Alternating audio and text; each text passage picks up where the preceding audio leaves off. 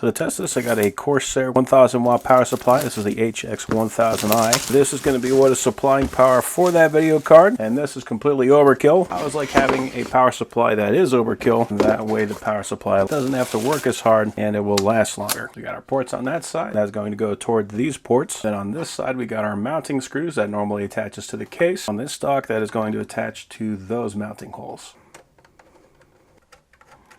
And this bracket is going to be for mounting our video card. So we got an 8-pin for our CPU.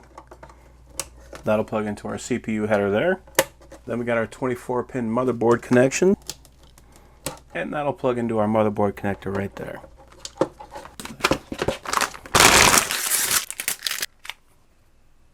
And this video card does use 12-volt high power, so depending on your video card, you might have an 8-pin connector like that, or you might have a 12-volt high power like that. Fortunately, this power supply did come with the correct power adapter. So we got two 8-pin connectors that are going to connect to the power supply. You can just plug that into any of these SATA PCIe connectors, and then plug that into the video card. So as a control with that, I'm going to run a benchmark, and we're going to see how it runs just using the hardware on the laptop itself. And we can see that is super choppy. We are running at 3 frames per second right now, just using the hardware that is on the laptop itself. Ooh, we got up to 4 frames per second, so that's great. So I'm then going to keep these settings. I'm going to plug into this dock, and we're going to run it again and see if it does any better. And something I hadn't really thought about until just now, running that benchmark has actually generated a lot of heat in my laptop. And by transferring all of that processing to an external GPU, that can actually potentially save my laptop and make it last even longer. And with this being replaceable, like easily replaceable, on top of being cheaper, if I have a laptop that I really like, this could actually be a huge investment just for that. So I use the NVIDIA app to install the NVIDIA driver. I'm going to plug this guy into the laptop and give it power with the power supply, and we'll turn it on with the button. So no extra sound.